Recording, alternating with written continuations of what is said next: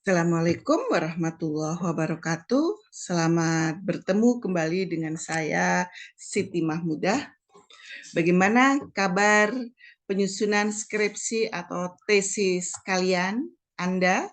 Ya, bagaimana sampai sejauh mana nih? Ya, tentunya mendekati selesai kan, karena ini sudah akhir-akhir semester ya, akhir-akhir ini sudah apa? Jelang UAS ya, kalau yang di perguruan tinggi swasta itu sudah jelang UAS. Nah, ini tentunya sidang-sidang proposal, sidang skripsi ya sudah mulai. Ya, hari ini kita bertemu untuk pemaparan uji asumsi klasik ya. Uji asumsi klasik. Apa itu uji asumsi klasik?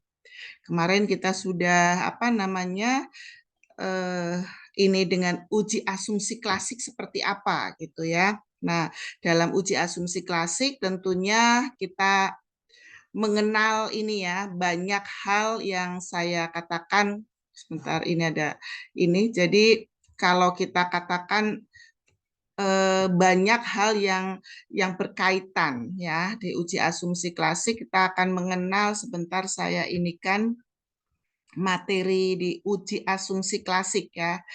Kalau kita kaitkan kemarin ini ya ada uji normalitasnya. Nah, sekarang kita beralih ke uji multikoliniaritas ya. Apa itu uji multikoliniaritas? Sebentar saya ini kan. Nah, ini kita tahu bahwa uji multikoliniaritas ini sama ya, jadi menguji sebuah tatanan di model kita, di model regresinya. Jadi bagaimana bangunan skripsi yang kita bangun ini tentunya kan ada warna tersendiri ya. Nah, kita tentunya bicara di uji asumsi klasik yang multikoliniaritas ini ya kita mengenal secara lengkap data-datanya, aspek apa ya yang kalau saya katakan di sini eh, perilaku yang dibangun dari model yang kita kuatkan untuk skripsi kita gitu ya. Nah, sekarang kita akan di materi uji asumsi klasik yang multikoliniaritas. Ya, tadi saya ini kan multikoliniaritas, jangan salah, multikoliniaritas. Ya, jadi apa sih di uji multikoliniaritas ini? Ya, memang bertujuan untuk menguji apakah model regresi yang kita temukan itu adanya korelasi antar variabel di independennya, di variabel bebasnya. Maka model regresi yang baik itu yang seharusnya tidak terjadi korelasi antar variabel independennya. Bingung? Ya, bertahap ya, pemahamannya bertahap. Jadi, kalau variabel independen itu saling berkorelasi, saling berhubungan, maka itu tidak ortogonal, ya kan? Makanya kan kalau kita kaitkan ortogonal itu kan variabel independen yang nilai korelasi antar sesama variabel independennya kan sama dengan 0. Makanya kalau kita bicara model regresinya kan Y sama dengan ya kan apa coba? A atau B0 plus B1 X1 plus B2 X2 plus B3 X3.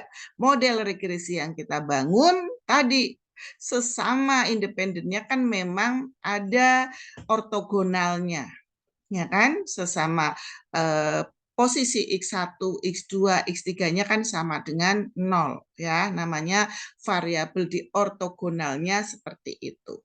Jadi apa? Kita mendeteksi model regresi yang baik apa? Tidak terjadi multikoliniaritas ya, tidak terjadi multiko. Model regresi yang baik tidak terjadi heteroskedastisitas, tidak terjadi multikolinearitas atau multiko yang sering kita inikan ya. Terus apa? Dalam pengujian uji multikolinearitas itu ada apa saja, Bu? Satu adalah nilai tolerans ya. Jadi ada nilai tolerans, kemudian lawannya adalah di nilai variance inflation factor atau FIF ya, FIF, variance inflation factor. Nah, terkadang ketika kita sidang skripsi atau proposal, sidang sempro ya, di sidang proposal ditanya itu di tulisan Anda di teori ada FIF, apa itu? Ya, banyak yang tidak paham. Varian inflation factor, yaitu bagaimana kita mendeteksi model regresi kita, apakah terjadi multiko atau tidak. Ya, jadi variabel yang dibangun dari variabel bebas dan terikatnya, di variabel ini terbangun variabel ortogonalnya seperti apa. Bingung ya, bertahap. Oke, jadi kalau kita nilai toleransinya seperti apa, Bu? Ya, nilai toleransinya tadi ya, kita nilai toleransinya 1 ya. Jadi cut off-nya itu umumnya seperti itu. Jadi nilai toleransinya lebih kecil dari 1 ya. Jadi lebih kecil dari 1, nilai varian infaktornya lebih kecil dari 10, jadi rentan. Ya. Jadi kalau kita misalnya nilai toleransinya 10 sama tingkat kolinitasnya ya, jadi ada 0,9 seperti itu. Ya. Jadi tidak model regresi yang baik, tidak terjadi multiko. Nah, ini nilai ini kan ada ya. Di output SPSS ada collinearity statistik. Collinearity statistik di sini ada nilai toleransinya di bawah angka 1 ya. Di bawah angka 1 nilai toleransinya. Yaitu apa? 0,350, 0,337, 0,257. Nilai toleransinya di bawah angka 1, nilai varian infaktornya di bawah berapa? 10. Di sini kan 2,853, 2, ini. Berarti apa? Ini tidak terjadi multiko. Berarti model regresi yang dibangun itu sudah baik. Ya, jadi model regresi yang dibangun ini sudah baik. Nah, Bu, di nilai persamaan regresinya kan ada min, ya tidak apa-apa. Ya, untuk nilai konstannya mau min, mau plus, mau kecil, mau besar, nilai konstan tidak ada pengaruhnya dengan X1, X2, X3. Ya. Tapi kalau X1, X2, X3-nya min atau nilainya kecil ya 0,0 misalnya, itu sudah jelas akan mempengaruhi multiko atau tidaknya model regresi yang dibangun. Ya, ini nilai toleransinya di bawah angka 1, nilai FIF-nya di bawah angka 10, baru dikatakan tidak terjadi multiko.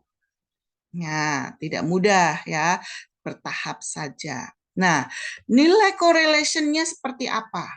Nah, nilai correlation ininya tinggal Anda sebutkan saja ya. Jadi nilai correlation-nya kecerdasan ini berapa ya? Nah, kecerdasannya min 0, ini ya. Kesejahteraannya, kecerdasannya min 0. Jadi kesejahteraan ini dari atas ya. Correlation-nya berapa? Kesejahteraannya min 0,534. Ya, min 0,534. Kecerdasannya min 0,202. Kepemimpinannya ya min ininya ya. Jadi kepemimpinannya berapa ya. Jadi dilihat, oh ternyata 1,000. Nah, ini nilai correlation-nya. Tapi intinya adalah di kolinearitas statistiknya. Jadi nilai tolerans dan FIF-nya, varian infaktornya ini. Ya, ini intinya uji multikolinearitasnya di sini. Paham? Ya, ingat. Jadi uji multikolinearitas ini memang bertujuan menguji model regresi. Jadi kita akan tahu bagaimana korelasi antar variabel independennya. Apakah dari variabel independennya saling berkorelasi ya? Kalau ini maka variabel ini tidak membangun ortogonal. Nah, ya, jadi ortogonal Anda tahu bahwa variabel independen yang sama-sama kita pahami bahwa variabel independen ini kan memang sama dengan 0 ya. Itu. Nah, ini jadi ada dua hal yang penting di uji multikolinearitas ya, yaitu dengan nilai toleransnya dan nilai varian inflation faktornya FIF-nya. Oke, itu saja ya. Jadi saya yakin dalam pengujian multikolinearitas Anda paham. Nah sekarang Bu, kalau deskripsi bagaimana? Kalau deskripsi, kalau di output SPSS-nya sama ya. Kalau di output SPSS-nya tadi hampir kita lihat kan sama di tataran regresinya ya. Jadi di tataran regresi ininya SPSS-nya sama akan muncul di situ kolinearitas kolinearitas ininya ya. Jadi di persamaan regresinya itu terbangun seperti itu. Jadi sudah muncul dengan sendirinya. Jadi Anda nggak usah bingung-bingung mencari FIF-nya seperti apa gitu ya. Ini saya inikan lagi. Jadi ini tadi mencari ini output SPSS-nya tadi hilang ya, ngilang. Nah, ini. Jadi ini ya, ini output SPSS-nya. Jadi sudah menjadi satu kesatuan nih, kolinearity statistik. Ini yang saya kotakin kuning ini yang ada double click to ini ya, sebentar ini. Ini ya yang ada tanda double click to activate yaitu kolinearitasnya. Nilai toleransinya kan 0,3 ya ini. Kemudian FIF-nya di bawah 10. Ingat, ini adalah hasil uji multikolinearitas. Model regresi yang baik adalah yang tidak terjadi multiko, yang tidak terjadi multikolinearitas. Syaratnya apa? Nilai toleransinya di bawah angka 1, nilai FIF-nya di bawah angka 10. Ya, itu ya. Jadi Anda paham ini sedikit tapi benar-benar ininya ya. Jadi ini model regresinya sudah semua ada di sini. Tinggal Anda on-kan di skripsi, Anda deskripsi atau tesisnya, Anda copy ininya. Ini kan masuk ke lampiran. Kalau Anda ingin memunculkan ini nggak apa-apa, di copy paste, masukkan di bab 4-nya. Anda uraikan bahwa berdasarkan analisis uji multikolinearitas, nilai toleransinya bla bla bla bla, nilai FIF-nya bla bla bla bla. Berarti kesimpulannya bahwa model regresi deskripsi itu ya yang dibangun tidak terjadi multiko. Ya, itu saja ya. Saya yakin Anda paham untuk pertemuan hari ini ya. Insya Allah ini menjadi hal penting untuk skripsi Anda, menyempurnakan skripsi Anda, karena bagaimanapun skripsi Anda adalah salah satu sejarah untuk menuju kesuksesan Anda. Bisa menjadi cerita anak cucu Anda, ya.